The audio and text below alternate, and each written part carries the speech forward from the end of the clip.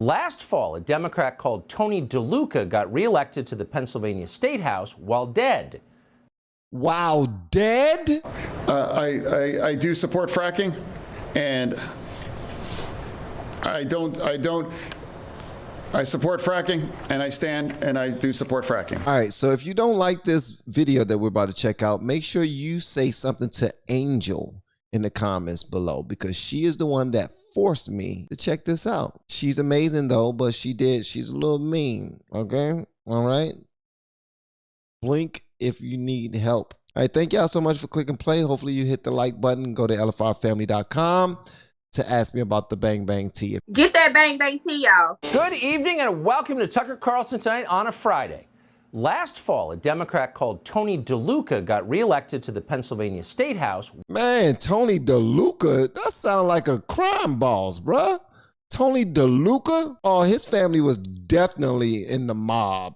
Tony DeLuca over here. Tony, you remember Tony DeLuca? Yeah, of the DeLucas. They ran off in 88, back in 86. Last fall, a Democrat called Tony DeLuca got reelected to the Pennsylvania State House while dead. While dead? How the hell do you run something while how? Okay, never mind. Not just dead inside, like most politicians, but actually dead, not breathing. And not only did DeLuca win after having been dead for a full month, but he won in a landslide. Tony DeLuca got more than 85% of the vote. Now, by any measure, that is embarrassing. Pennsylvania Democrats elected a dead man. They knew they were doing it. They did it anyway. They did it anyway because somebody from the mob family of the DeLucas walked up to them and they showed them pictures of their families. They was like, you have a beautiful family. You know that, right? It would be a shame if something happened to them. Make sure you vote for Tommy DeLuca.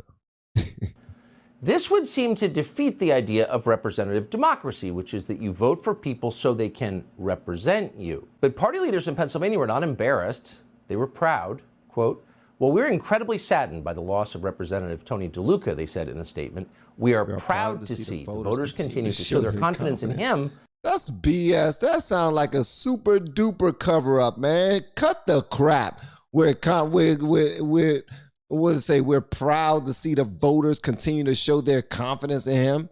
And his commitment to democratic values by re-electing him posthumously. In other words, electing a guy who can't possibly represent you is not an offense against democracy.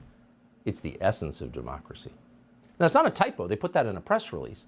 And actually, it makes a kind of sense when you remember that it was also in the state of Pennsylvania. The Democratic Party leaders backed a Senate candidate called John Fetterman long after he had suffered a massive stroke and could no longer talk or communicate clearly. I'm still surprised Lurch won. I think people went against the whole red wave thing just to spite conservatives. That's it. I think they said no, they're doing this whole red wave thing now. We got a Democrat in office right now. We need to try our best to shut them down. And then Lurch won. Here he is during one of his rare public appearances last year. You're running for a seat that could decide the balance of power in Washington. What qualifies you to be a U.S. Senator? You have 60 seconds. Hi, good night, everybody. What?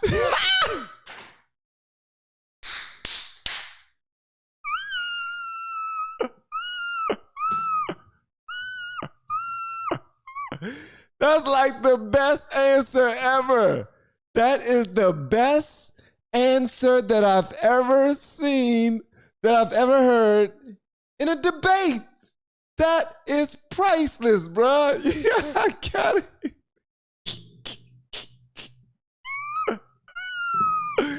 That is like the most premature mic drop in the world ever. During one of his rare public appearances last year. It's nuts. You're running for a seat that could decide the balance of power in Washington. What qualifies you to be a U.S. Senator? You have 60 seconds. Hi, good night, everybody. If you work full time, you should be able to live in dignity as well. True. And I believe they haven't have any businesses being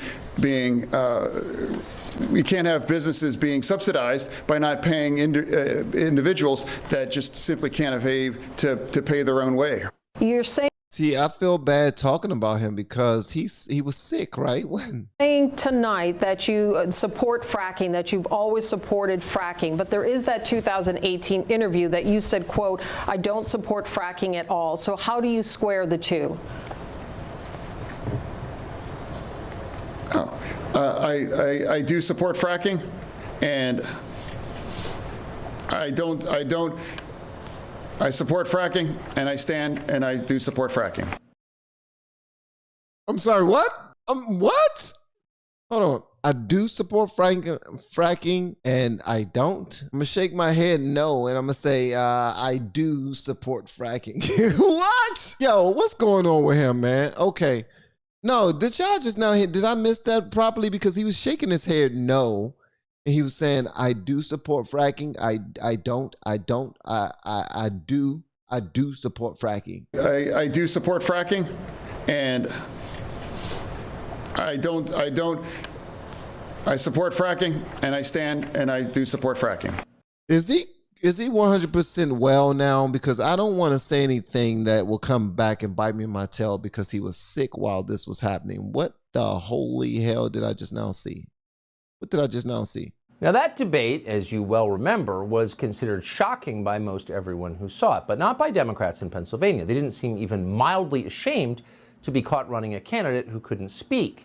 Fetterman's own wife, a former illegal alien called Giselle, candidly told reporters how she deals with her brain-damaged husband. Quote, you just ignore him when he's speaking. Now, Democratic voters love this because they always love it when women attack and diminish their own husbands.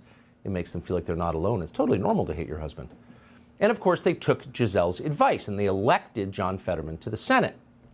In a party where no debate is allowed, it's not like you need a senator who can use words, or for that matter, a president who can think. Now, we naively assumed that Joe Biden would be in trouble during the 2020 primaries when he misidentified the state he was standing in, or mistook his sister for his wife, or made about 100 other weird and disjointed statements that suggested regular amphetamine injections were the only thing getting him through his rallies. Biden's senility seems so obvious. I see the tie-in. I am so freaking slow, Tucker. I see the tie-in now.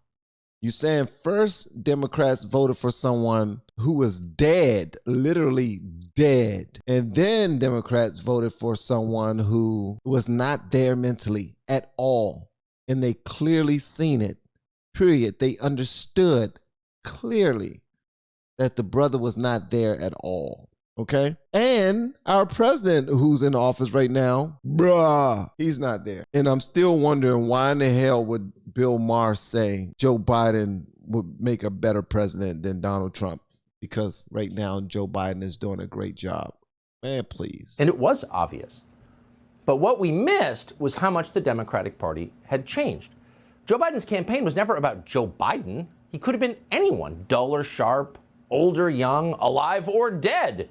The candidate himself was irrelevant. What mattered was the power of the office. Democrats just wanted the seat. The details of who occupied it didn't matter to them. And as if to prove it, Dianne Feinstein has been a senator from California for more than 30 years. She's now 89, the oldest member of Congress, and she is sadly completely out of it.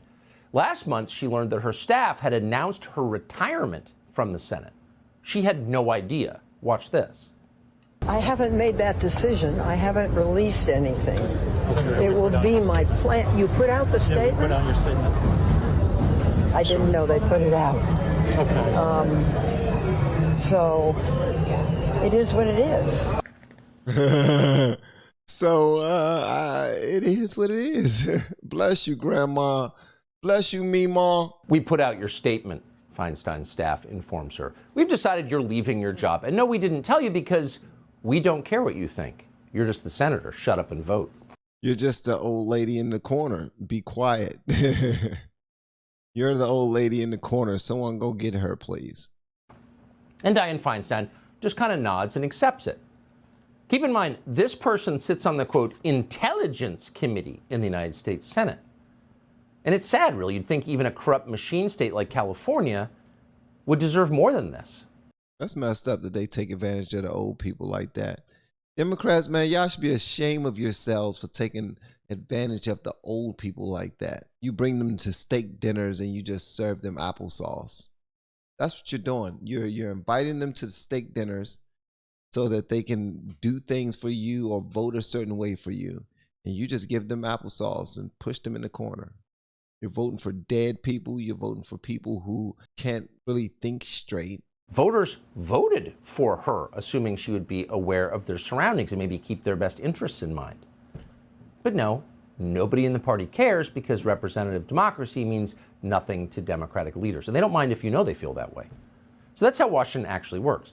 But even by those low standards, it has been a little bracing to watch the short political career of John Fetterman unfold. Fetterman got to Washington in January and within a month suffered a mental breakdown so severe that he wound up in the psych ward where he remains tonight. That's because they knew he was sick before he ran. They said, only thing you got to do is stand strong until the people vote. And then, like Bud Light Pimp just now said, we can replace you with someone else. Okay, you can resign. You can seek the mental help that you need. You can seek all the help you need. And we can just transfer your position to someone else, another Democrat.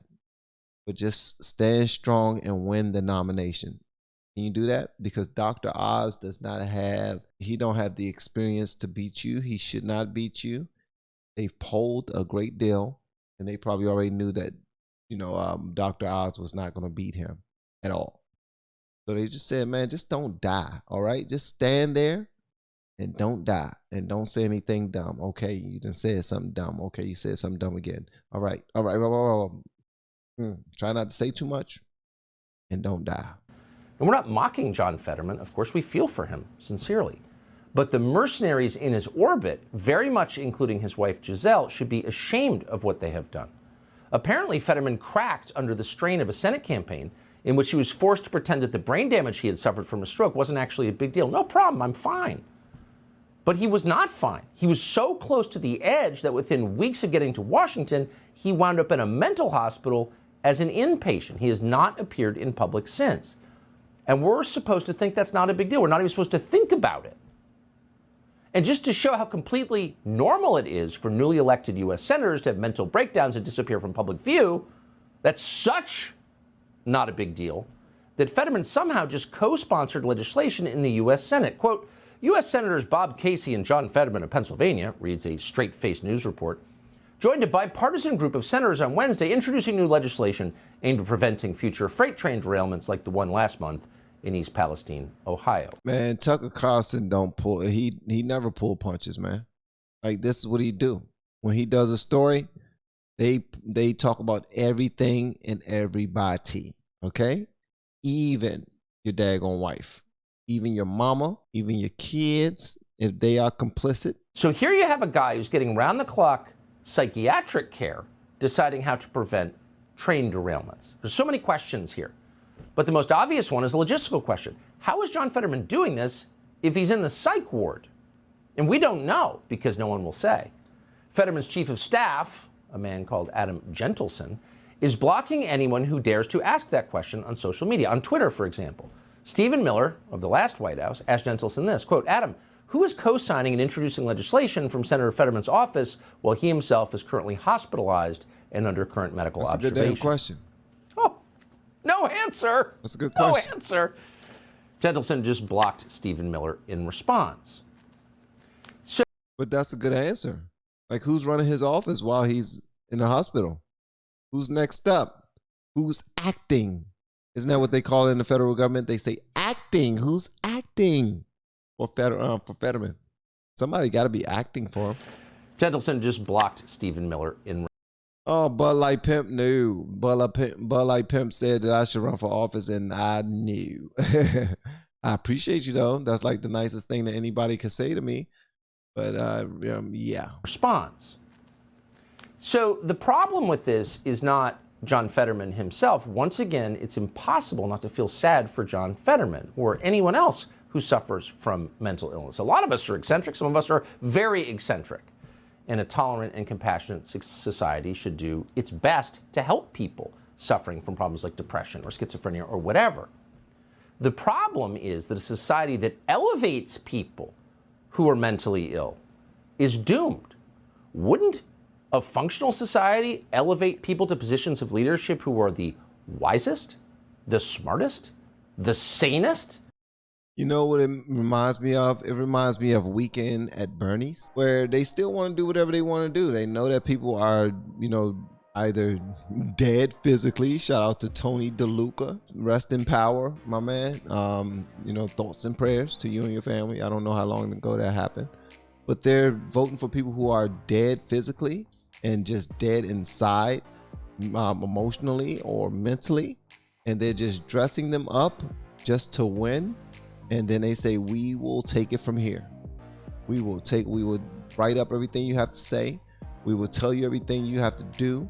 We will make sure that we get the other stuff done that you promised to get done while you were running, or we'll try anyway. And only thing you got to do is win. All right. You're the person who we're going to dress up to do what we want to do. Like, you're going to be our puppet. Okay. And that's exactly what's happening. You're going to be our puppet. We're going to get it done. Don't worry about being mentally well. Okay. That goes for Biden. That goes for Fetterman. That goes for the old lady that he showed. I forgot her name already. The one that they just, you know, give her some applesauce and push her into the corner as long as she votes the way that they want her to vote. He's been doing it for 35 years now. I'm 83 years old. So yeah, this is nuts, man.